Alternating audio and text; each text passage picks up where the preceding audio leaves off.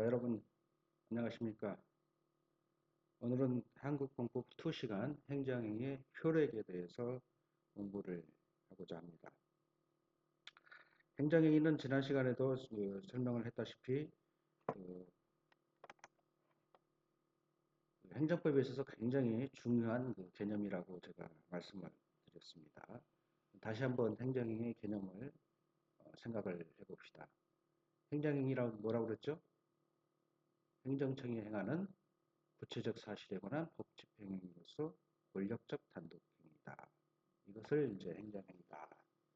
여러분 다시 제가 강조하지만 행정행위 개념에 대해서는 어, 분명하게 여러분 정리를 해놓고 있고 바로바로 행정행위란 무엇인가 그러면 바로 여러분이 대답할 수 있도록 기억을 해 두시기 바랍니다. 행정행위는 말씀한 대로 성립 또 효력 요건을 갖추지 못하면은 하자가 있는 행정행위라고 해서 그 하자가 가볍고 중함에 따라서 행정행위가 존재하지 않는 행정행위의 부존재, 또 행정행위의 무효, 또는 행정행위의 취소 이런 사유가 되는 거예요.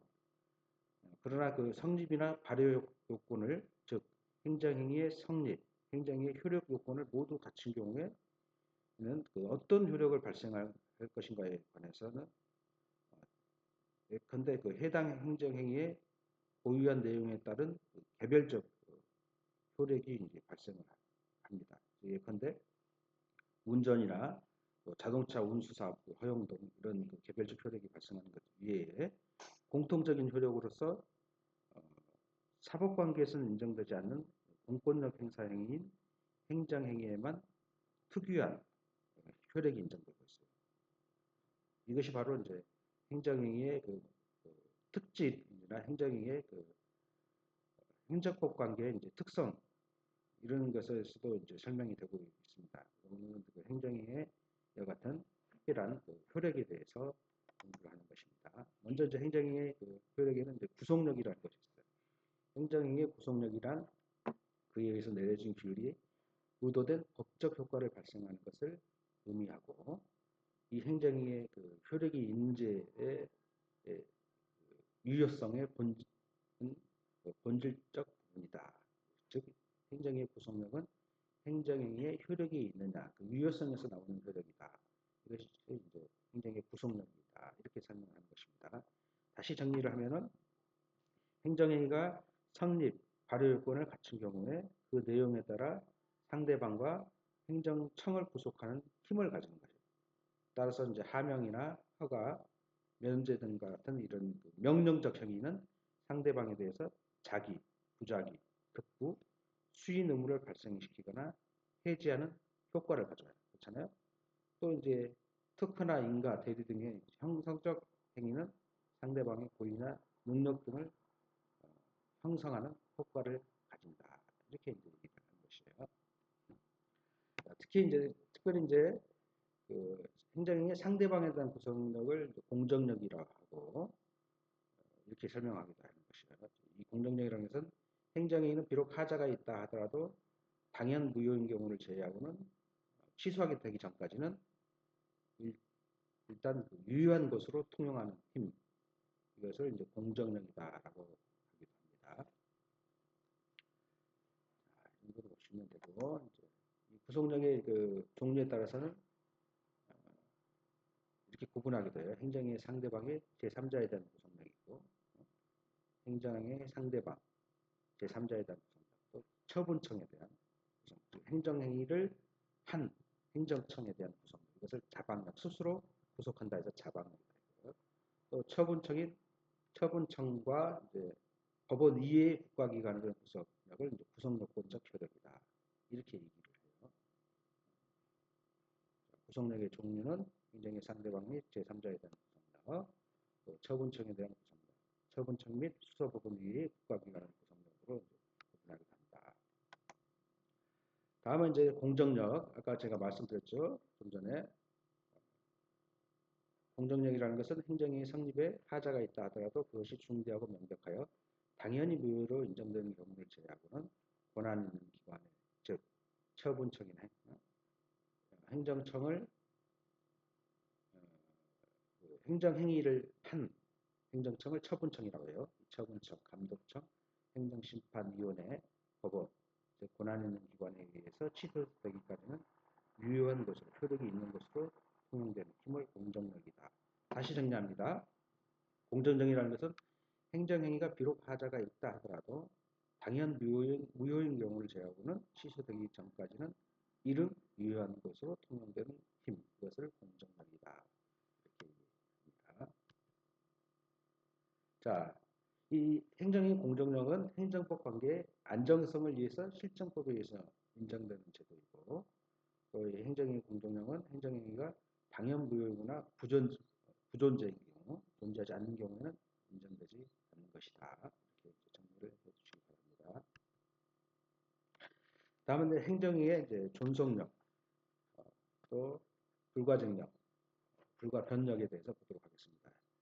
행정행위에 대한 그 쟁송 제기기관, 행정심판을 제기하거나 행정소송을 제기하는 것을 이제 쟁송이라고 해요.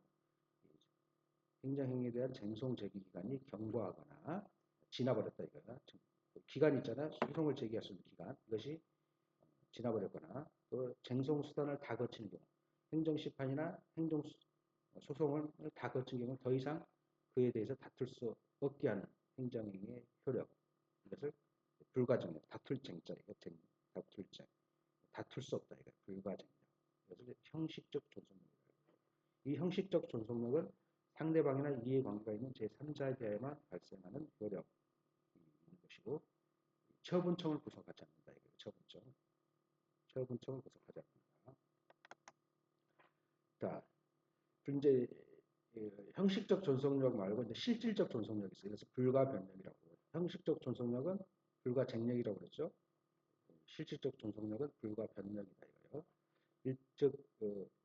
행정행위의 실질적 존속력이라면은 일정한 행정행위는 그 성질상 행정청도 이를 취소 또는 처리할 수 없거나 일정한 제한이 가해지는 효력이다 이거예요. 이제 판결이 형식적 확정력을 갖게 되면 그 판결은 후행 재판 절차에서 내용상 구속력을 갖게 되는 힘과 유사하다 이거예요. 실질적 존속력이. 자, 그 다음에 이제 행정행위의 이제 강제력이다 이거예요. 행정의 강제력이라는 것은 행정행위에 부과된 행정상의 의무를 상대방이 이행하지 않는 경우에 행정청이 스스로 강제력을 발동하여 그 의무를 실현시킨다 이거예요. 이것을 이제 행정행위의 강제력 또는 행정행위의 집행력 이렇게 얘기를 합니다. 이 강제력을 갖고 있는 행정행위는 상대방에게 일정한 의무를 명하는 하명행위가 있다 이거예요. 하명행위. 자, 행정행위의 강제력, 집행력 이것을 이제 정리를 해주시기 바랍니다. 이 강제력의 이제 근거는 행정의 강제력은 행정의 성질상 당연히 내재하는 효력이 아니다 이거예요. 상대방에게 부과된 의무를 강제 집행할 수 있는 행정청의 권리가 실정법에 근거가 있을 때만 인정되는 것이다 이거예요. 즉 행정청이 자기 마음대로 막 행정행위를 강제하는 것이 아니라 법에서 규정하고 있을 때만 인정된다는 것이에요. 이것이 이제 법의 근거가 있어야 된다. 이거 행정행위의 강제력을 집행하기 위해서는 이것이 바로 행정행위의 이제 강제력에 관한 내용이다. 이렇게 이해를 하시면 되겠습니다. 자, 여러분 이 정도로 이제 행정행위의 효력에 대해서 이제 공부를 했고, 행정의 효력과 관련해서 여러분 우리 교과서를 한번 자세히 보면서 정리를 하시기 바랍니다. 자, 행정행위는 제가 다시 강조하지만은 굉장히 중요한 개념이다. 그래서 행정행위의 개념은 머릿속에 반드시 기억해 놓고 행정행위가 뭐야? 그러면 행정의 개념 설명해 보고 바로바로 답변할 수 있는 정도로 공부를 하시기 바랍니다. 우리 교과서를 읽어보시고 또 이제 보시다가 이해가 안 되시는 것들은 여러분들 저한테 이메일로 이렇게 보내주시면 제가 성실히 답변하고, 또 그것이 이제 여의치 않으면은 우리 한국법센터에 디마 선생님이 있는데 보면 책들이 행정법 책들이 많이 있어요. 그래서 그걸 보시면서 공부를 하시기 바랍니다. 그러면 행정행위의 개념에 대해서 충분하게 이해할 수 있고 정리할 수 있을 것이라고 생각합니다. 여러분, 가장 중요한 것은 행정법에 있어서 행정행위다, 중요하다, 이렇게 제가 계속 강조를 하고 있습니다. 다시 한번 여러분, 행정행위에 대해서 정리를 하자면은 행정행위의 개념적인 징표, 이런 것을 이제 뭐라고 했죠? 제가 행정행위 개념의 징표, 이것을 이제 정리를 해둘 필요가 있다 이거예요. 첫 번째 행정행위는 행정기관의 행위다. 또 구체적 사실을 비율하는 행위다. 외부에 대해서 직접적인 법적 효과를 발생하는 행위이다. 또 권력적 단독 행위이다. 이렇게 말씀을 드렸어요. 첫 번째로 행정행위는 행정기관의 행위라고 했어요. 행정행위는 행정기관의 행위다. 여기서 이제 행정기관이라는 것은 국가나 지방자치단체의 행정기관뿐만이 아니라 공공조합, 영조물법인 같은 공법인, 공법상 법인들, 물론 또 국가로부터 공권력을 부여받은 사인, 개인도 포함된다 이거예요. 공권력을 부여받은 사인도 행정기관에 포함되는 경우도 있다 이거예요. 그런 입법부나 사법부의 행위는 행정기관에 대해야 돼요. 입법부나 사법부의 행위는 행정기관 행위가 아니에요. 행정행위는 행정기관의 행위인데, 이 행정기관에는 국가나 지방자치단체 행정기관이 들어가지만은 입법부나 사법부의 행위는 여기에 포함되지 않는다는 거예요. 또 구체적 사실을 규율하는 행위라고 했어요. 행정행위는. 행정행위는 구체적 사실을 직접 규율하는 행위다. 즉, 예컨대 자기 집을 건축하고 싶은 사람한테 건축 허가를 내주는 행위, 이런 것이다 이거예요. 구체적 사실을 규율하는 행위다. 따라서 일반적 추상적인 법 규범을 정립하는 행정, 입법은 구체적 사실을 규율하는 행위가 아니죠.